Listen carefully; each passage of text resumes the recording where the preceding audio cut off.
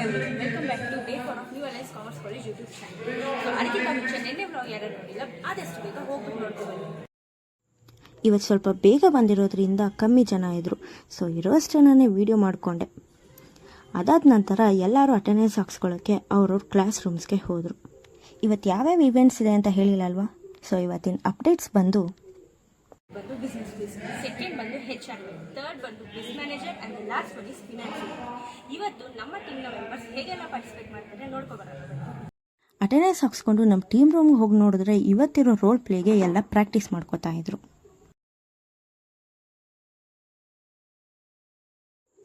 ಇವತ್ತಿನ ಎಲ್ಲ ಪಾರ್ಟಿಸಿಪೆಂಟ್ಸ್ಗೂ ನಮ್ಮ team captain all the best ಹೇಳ್ತಾ ಕಳಿಸ್ಕೊಟ್ರು. So the first event is Business Quiz Round 3. The judges were Meghana ma'am. ಈ event timings 10:30 to 11 o'clock. And ಈ ಇವೆಂಟಲ್ಲಿ participate ಮಾಡಿದ್ದು ಫಸ್ಟ್ ಬಿಕಾಮಿಂದ Kishan and Monisha.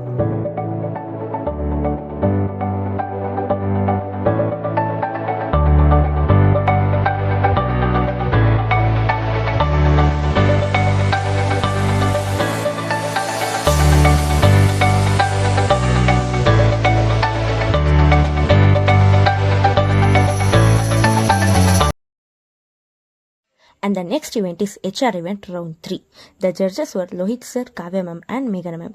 The timings is 11:15 to 1 o'clock. The participants were Kushi from 2nd BCom, Vinuta and Dikshita from 1st BCom, Saurabh and Karthik from 2nd BCom.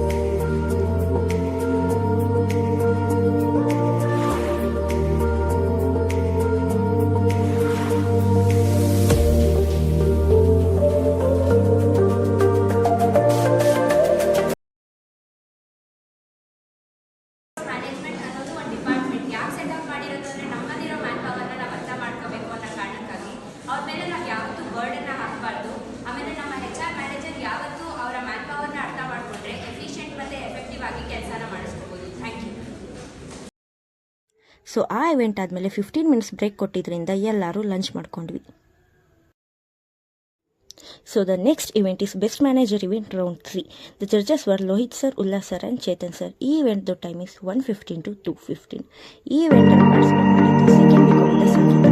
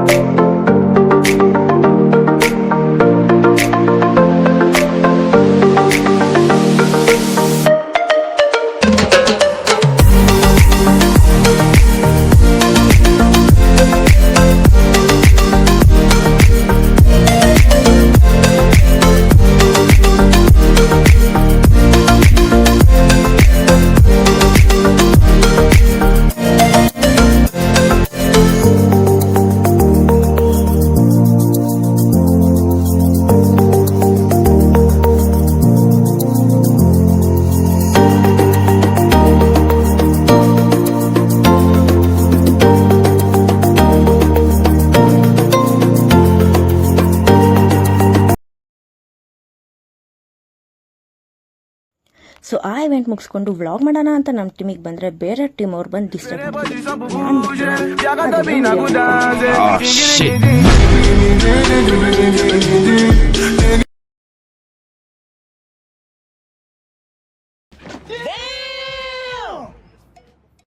So the next event is finance event round 4. The judges were Ullas sir and Reshma ma'am. Time is 2:30 to 3:30 and the participants were first BCom in the Kishan and final year in the Sahana.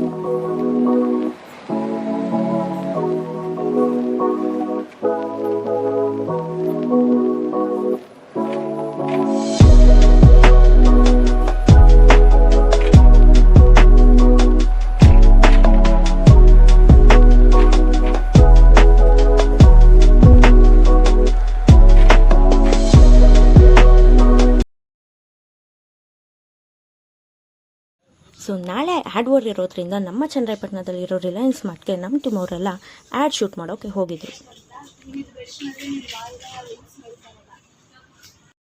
So ಇವತ್ತಿನ best ಮ್ಯಾನೇಜರ್ಗೆ participate ಮಾಡಿದ್ದು second week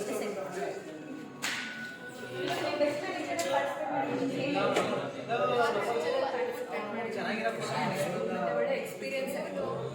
ನಾವು ಫ್ಯೂಚರಲ್ಲಿ ಏನಾದರೂ ಕಂಪನೀಸ್ಗೆ ಸೇರಿಕೊಂಡ್ರೆ as a manager ಎಲ್ಲ ನಮ್ಮ ಕೆಳಗಡೆ ಇರೋ ಎಂಪ್ಲಾಯ್ಸ್ನ meet ಮಾಡಬೇಕಾಗುತ್ತೆ ಅಥವಾ ಕಂಪನಿಗೆ